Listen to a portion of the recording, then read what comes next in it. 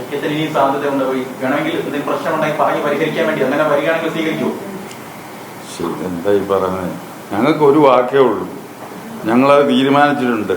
ഞങ്ങൾക്ക് വേണ്ടത് എല്ലാ മതങ്ങളോടും സമുദായങ്ങളോടും സൗഹാർദ്ദമാണ്.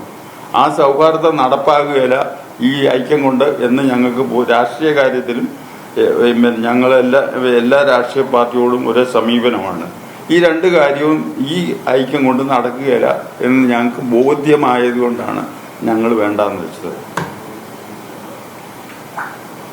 അല്ലാതെ ആരോടുള്ള വിരോധം കൊണ്ടൊന്നുമല്ല. അതേ സമയത്ത് SNDPയുമായിട്ടും നല്ല ഐക്യമല്ല, സൗഹാർദ്ദത്തിൽ പോകും. ഇപ്പോഴും അവർ മുന്നോട്ട് വെച്ച ഐക്യത്തിന് രാഷ്ട്രീയ ലക്ഷ്യമുണ്ട് എന്ന നിലപാട് തന്നെയാണ്. അത് ഞങ്ങൾക്ക് ബോധ്യമായത് അങ്ങനെ.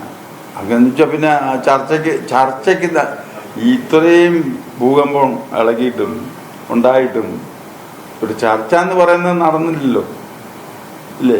ആ ചർച്ചയ്ക്ക് വേണ്ടി വളരെ ലേറ്റായിട്ടാണെങ്കിലും വരുന്നത് അദ്ദേഹത്തിന്റെ മകനാണ്.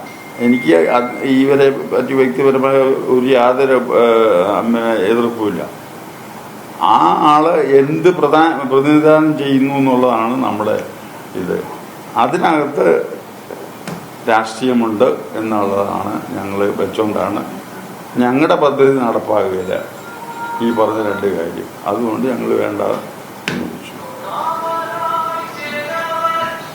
തെരഞ്ഞെടുപ്പ് വരുന്നു, സമദൂരം തന്നെയാണോ NSSന്റെ ഒരു നിലപാട് എന്തായി? ഞാനതിന് മറുപടി പറയുന്നില്ല. നിങ്ങൾ ഇപ്പൊ ചോദിച്ചത് ഞാൻ പറഞ്ഞത് എന്താന്ന്.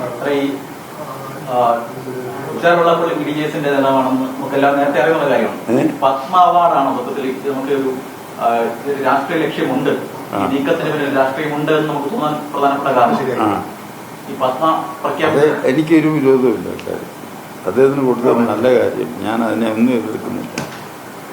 പക്ഷെ ഇതിനകത്തെല്ലാം ഒരു രാഷ്ട്രീയ കളിയുണ്ട് എന്ന് ഞങ്ങൾക്ക് ബോധ്യമായെന്ന് ഞാൻ പറഞ്ഞു. കൊടുത്തതിനെ പറ്റി ഒന്നും ഞാൻ പറഞ്ഞില്ല, തെറ്റായി പോയെന്നോ ഒന്നും പറഞ്ഞില്ല.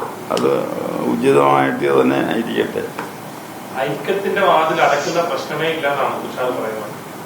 അല്ല, അത് ഞങ്ങളങ്ങോട്ട് ചെന്നിട്ട് വേണ്ടേ? തുറന്നിട്ടാലേ ഞങ്ങളങ്ങോട്ട് ചെല്ലണ്ടേ? അതോ ഐക്യത്തിന് ഞങ്ങളില്ല, ബാക്കി എല്ലാ കാര്യത്തിനും അവരോട് സൗഹാർദ്ദമായിട്ട് തന്നെ പോകും. ഈ വെള്ളാപ്പള്ളിയും തുഷാറിനെ BJP അമിതമായി ഹൈജാക്ക് ചെയ്യപ്പെട്ടു.